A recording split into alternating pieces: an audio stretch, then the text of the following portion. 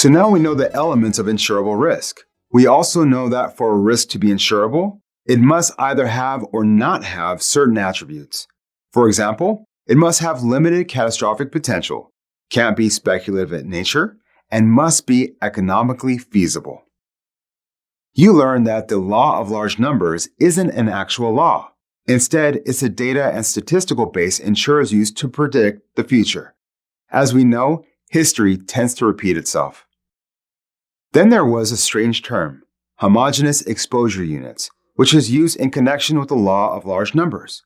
Remember, it relates to similar types of risk and their potential for loss. As an example, male drivers between the ages of 16 and 20 have similar characteristics. Therefore, they're considered a homogeneous exposure unit. You can expect to see questions on your state exam about the different types of insurers. They might be something like this. What type of insurer is owned by the insured?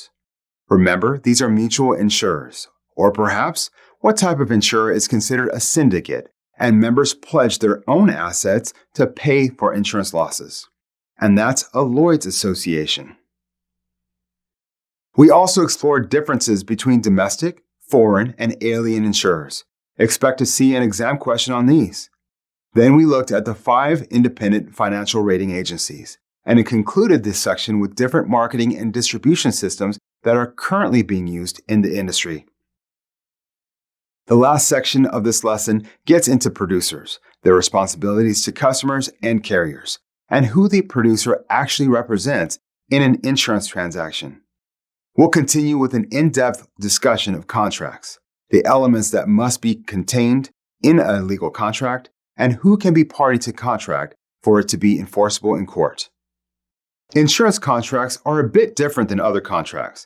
They have characteristics not commonly found elsewhere. For instance, insurance contracts are contracts of adhesion. When you hear that word, you think of something sticky that adheres to something else. And you're on track. Remember, we've mentioned the trick of listening to the words. They'll often give you a hint as to what they're looking for on the exam. If you buy an insurance contract, you must adhere to its terms and conditions. They're not subject to bargaining or negotiation and are purchased as offered by the insurer.